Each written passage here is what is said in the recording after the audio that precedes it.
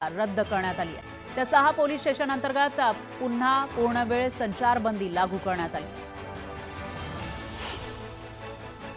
नागपुरात झालेल्या हिंसाचाराच्या पार्श्वभूमीवर संचारबंदी असलेल्या परिसरात पोलीस अलर्ट मोडवर आहेत। अशातच धार्मिक स्थळांसमोर मोठा पोलिसांचा बंदोबस्त तैनात करण्यात आलाय। संचारबंदी असलेल्या मोमीनपुरा इथल्या जामा मस्जिद परिसरात पोलीस बंदोबस्त वाढवण्यात आलाय। औरंगजेब कबरीच्या वादानंतर नागपूरमध्ये झालेल्या दंगलीनंतर आता बारीक लक्ष ठेवण्यासाठी एनआयएची टीम छत्रपती संभाजीनगरमध्ये पोहोचली आहे। यासोबतच मराठवाड्यातील जालना, परभणी, नांदेड, बीड, उदगीर याही ठिकाणी एनआयएची टीम लक्ष ठेवण्यासाठी दौरा करत असल्याची माहिती सूत्रांनी दिली। नागपूर हिंसाचार प्रकरणातील अटकेतील आरोपींची संख्या 100 पार गेलेली आहे। नागपूर गुन्हे शाखेनं रात्री आणखी 9 पेक्षा जास्त आरोपींना अटक केली। 1-2 दिवसात मोठ्या प्रमाणामध्ये आरोपी अटक होण्याची शक्यता आहे। नागपुरात मागील 5 दिवसांपासून संचारबंदी असल्यानं या परिसरातील अनेक शाळा बंद आहेत। या शाळेत शिक्षण घेणाऱ्या विद्यार्थ्यांचं नुकसान होऊ नये यासाठी अनेक शाळा आणि महाविद्यालयातील शिक्षकांनी ऑनलाईन पद्धतीने शिकवण्याचा निर्णय घेतला। नागपूरमध्ये सोमवारी झालेल्या हिंसाचार प्रकरणी अटकेत असलेल्या 51 आरोपींना न्यायालयानं 21 तारखेपर्यंत पोलीस कोठडी सुनावली होती। या आरोपींची कोठडी आज संपती आहे। त्यामुळे या आरोपींना पुन्हा एकदा न्यायालयामध्ये हजर केलं जाण्याची शक्यता आहे। नागपूरमधल्या दंगलीचा मास्टर माइंड फहीम खाननं 3 वर्षांपूर्वी सुद्धा अशीच जातीय दंगल पेटवण्याचा प्रयत्न केला होता अशी माहिती आहे। तेव्हा सुद्धा त्यानं तासाभरात हजारो लोक गोळा केले होते, पण पोलिसांनी त्यावेळी त्याचा प्रयत्न हाणून पाडला। तेव्हा फारशी कडक कारवाई न झाल्यामुळेच फहीमचं बळ वाढल्याचं बोललं जातं। सीबीएसई अभ्यासक्रम महाराष्ट्रामध्ये 1 जूनपासून लागू होणार अशी माहिती शालेय शिक्षण मंत्री दादा भुसेंनी दिली। यावर्षी केवळ पहिला वर्ग सुरू होणार असंही त्यांनी सांगितलं। प्रशांत कोरटकरला हायकोर्टानं तुर्तास दिलासा दिलेला नाही। अटकपूर्व जामीन अर्जावरची सुनावणी सोमवारपर्यंत तहकूब करण्यात आली आहे। सोमवारी हायकोर्टात पुन्हा सुनावणी होणार आहे। छत्रपती शिवाजी महाराज आणि छत्रपती संभाजी महाराज यांच्याबद्दल आक्षेपार्ह विधान केल्याप्रकरणी कोल्हापूर पोलिसांनी फरार असलेल्या प्रशांत कोरटकरच्या बेसा इथल्या घरी छापा टाकला। यावेळी कोल्हापूर पोलिसांनी पत्नीची चौकशी केली आणि त्यांचे जबाब नोंदवल्याची माहिती।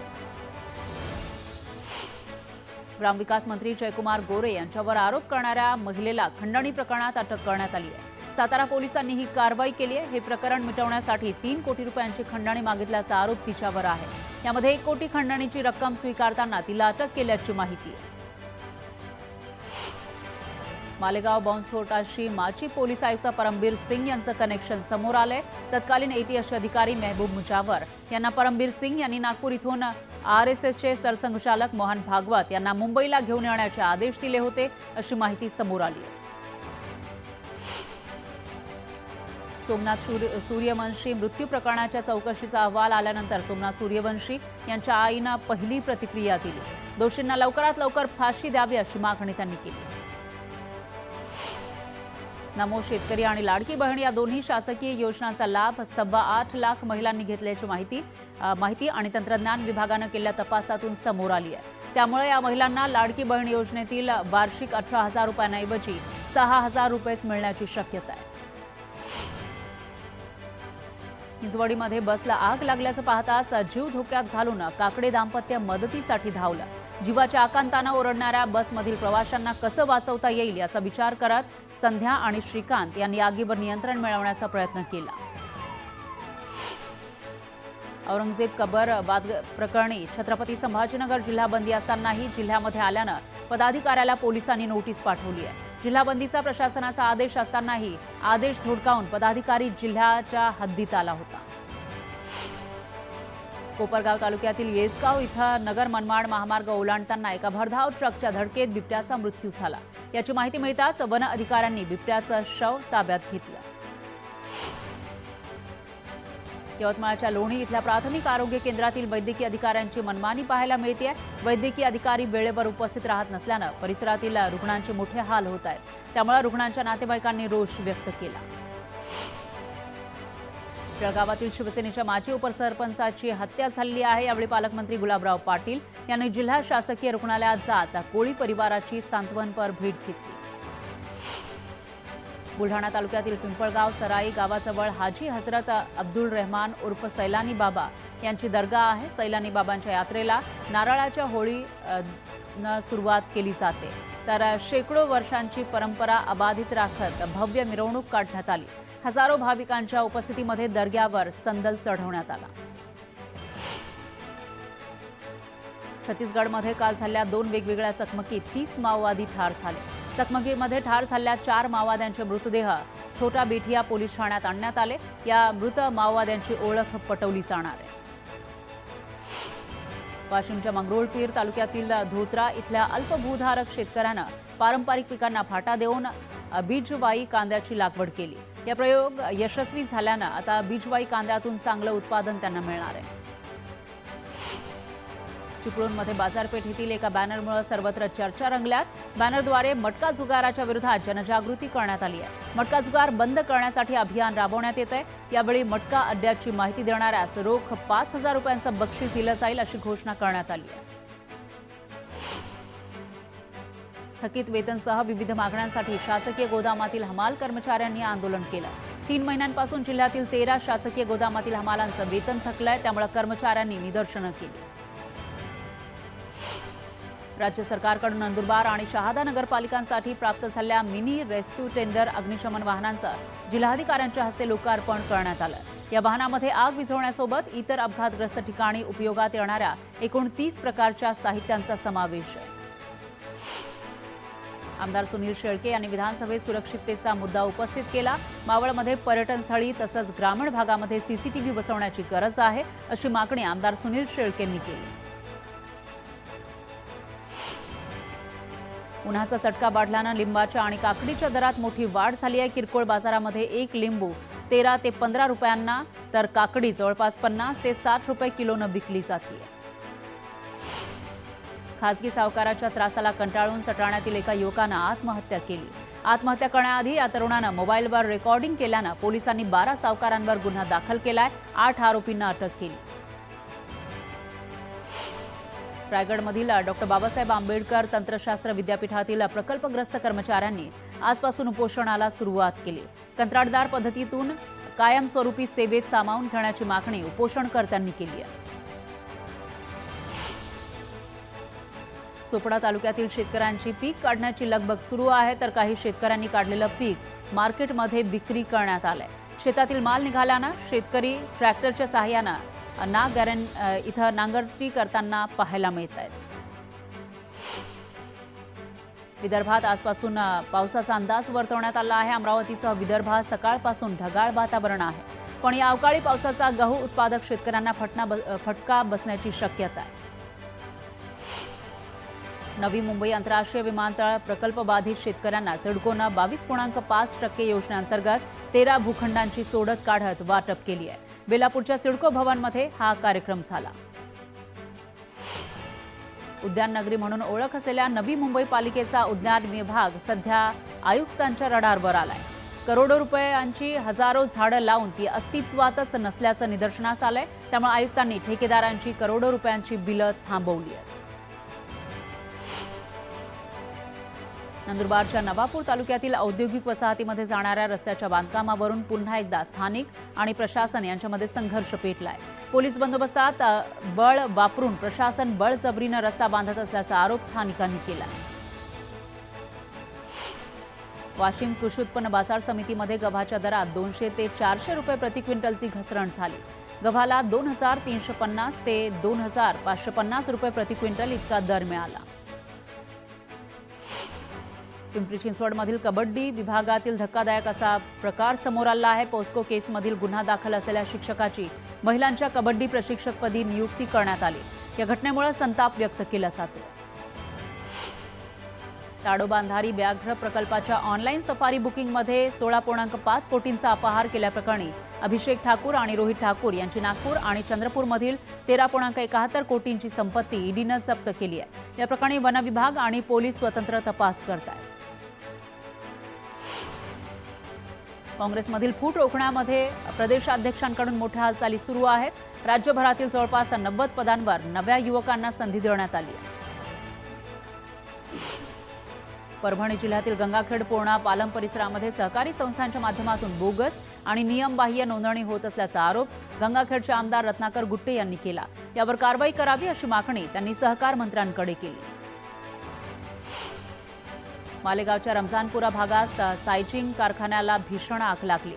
आगीमध्ये कापडाचा कच्चा माल जळून खाक झाला, तर आगीमुळे लाखोंचं नुकसान झालं।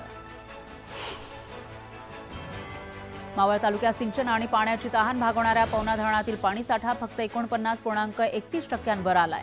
वेळेत पाऊस पडला नाही तर पिंपरी चिंचवडसह मावळ तालुक्यातील नागरिकांना पाणी टंचाईला सामोरं जावं लागेल। त्यामुळे पवना पाटबंधारे प्रशासनाकडून पाणी जपून वापरण्याचं आवाहन करण्यात आलंय। वाशिम जिल्ह्यामध्ये तब्बल 7 महिन्यानंतर अखेर शासनानं पीक नुकसानीच्या भरपाईसाठी 73,51,51,000 रुपयांचा निधी मंजूर केलाय। याचा शासन निर्णय निर्गमित करण्यात आलाय, तर या नुकसान भरपाईमुळे शेतकऱ्यांना मोठा दिलासा मिळणार आहे। सोलापूर MIDCच्या विकास कामांबाबत मंत्रालयामध्ये बैठक झाली। यावेळी सोलापूरच्या MIDC बाबत अनेक समस्या आमदार देवेंद्र कोठे यांनी निदर्शनास आणून दिल्या। बदलापूर शहरातील राज्य महामार्गावर रात्रीच्या वेळेस सर्रासपणे बेशिस्त पार्किंग केलं जातं। त्यामुळे रस्ता अरुंद होऊन मोठ्या प्रमाणामध्ये वाहतूक कोंडीत भर पडतेय। त्यामुळे वाहतूक पोलिसांनी यावर कारवाई करावी अशी मागणी वाहनधारकांनी केली आहे। धाराशिवमध्ये अखेर नरभक्षक बिबट्या वनविभागाच्या जाळ्यात सापडला। कपिलापुरी इथं सापळा लावून बिबट्या पकडण्यात वनविभागाला यश आलं। गेल्या 2 वर्षांपासून रखडलेल्या सोलापूर कृषी उत्पन्न बाजार समितीच्या निवडणुकीला अखेर मुहूर्त सापडलाय। सोलापूर कृषी उत्पन्न बाजार समितीच्या निवडणुका जाहीर झाल्या। 27 एप्रिलला मतदान तर 28 एप्रिलला मतमोजणी होणार आहे। सोलापूर कृषी उत्पन्न बाजार समितीच्या 18 जागांसाठी निवडणूक होईल। अहिल्यानगरमध्ये जिल्हा रुग्णालयाच्या नावानं बनावट दिव्यांग प्रमाणपत्र काढल्याप्रकरणी तोफखाना पोलीस ठाण्यात गुन्हा दाखल झालाय। मात्र 6 महिने उलटून गेल्यानंतरही तपासात प्रगती झालेली नाही। बीडच्या पाटोदामधील जवळाला गावात बैलगाडा शर्यतीचा थरार पाहायला मिळाला। बैलगाडा शर्यत पाहण्यासाठी पंचक्रोशीतील ग्रामस्थांनी विशेष उपस्थिती लावली। प्रथम आलेल्या स्पर्धकाला खासदार बजरंग सोनवणे यांच्याकडून 51,000 रुपयांचं रोख बक्षीस देण्यात आलं। रत्नागिरी जिल्ह्यातील आंजर्ले खाडी मच्छीमार बोटींसाठी सुरक्षित मानली जाते, पण याच खाडीमध्ये भंगार झालेल्या बोटी पडून आहेत। या बोटी अडसर ठरत असल्यानं त्या तात्काळ हटवण्याची मागणी मच्छीमार बांधवांनी केली आहे। कोकणातील शिमगोत्सवाच्या अंतिम टप्प्यात देवदेवीच्या पालख्या आपापल्या गावात परतण्याच्या मार्गावर आहेत। शिमगोत्सवाची सांगता करण्यापूर्वी रंगांची उधळण करत देवीची पालखी भक्तांच्या भेटीला येण्याची पारंपरिक प्रथा रत्नागिरी जिल्ह्यात पाहायला मिळते। नाशिकमध्ये शनिवारी पाणी पुरवठा बंद असेल, तर रविवारी कमी दाबानं पाणी पुरवठा होणार आहे। देखभाल दुरुस्तीचं काम हाती घेतल्यानं शहरात पाणीबाणी असणार आहे। धुळे जिल्ह्यामध्ये मार्च महिन्यातच तापमानाचा पारा वाढलाय, त्यामुळे मातीचे माठ बाजारात विक्रीसाठी दाखल झाले। पण उन्हाची तीव्रता वाढत असली तरी माठांना अपेक्षित प्रतिसाद मिळत नाही अशी खंत व्यावसायिकांनी बोलून दाखवली। बाजारात काळ्या माठापेक्षा लाल मातीच्या माठांना मोठी मागणी आहे। कोकणातील शिमगोत्सवाच्या अंतिम टप्प्यात आता दिवस रात्र पालखीचे स्वर घुमू लागले। दिवस रात्र पालखीची वाट पाहिली जाते। अबाल वृद्ध मंडळी देवीच्या पालखीत दंग झाले, तर महिला पुरुष मंडळीही लेझिमच्या तालावर देवीच्या पालखीचं स्वागत करतायत। होळीपासून सुरू झालेल्या या शिमगोत्सवाची सांगता पाडव्याला होते, त्यामुळे भक्तांमध्ये आनंद पाहायला मिळतो। कराड नगर परिषदेच्या मुख्याधिकारीपदी बुलढाणा जिल्ह्यातील सिंदखेड राजा नगर परिषदेचे मुख्याधिकारी प्रशांत वटकर यांना पदोन्नती देण्यात आली आहे, तर कराडचे मुख्याधिकारी शंकर खंदारे यांना कार्यमुक्त केल्याचा आदेश राज्यपालांनी काढलाय।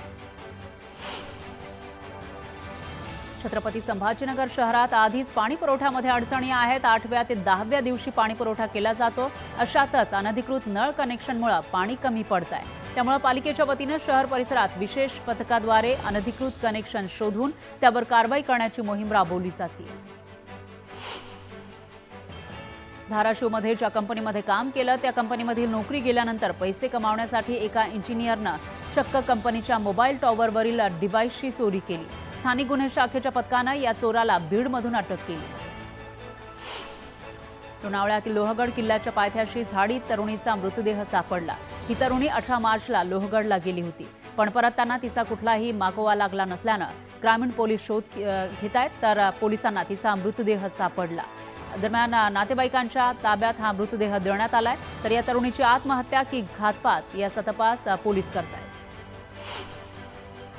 किल्ले रायगडावर पर्यटनासाठी आलेल्या एका भीम अनुयायाचा पाय घसरून पडला आणि त्यामुळे त्याचा मृत्यू झालाय. सर्व भीम अनुयायी किल्ले रायगडावर छत्रपती शिवाजी महाराजांचं दर्शन घेण्यासाठी गेले होते.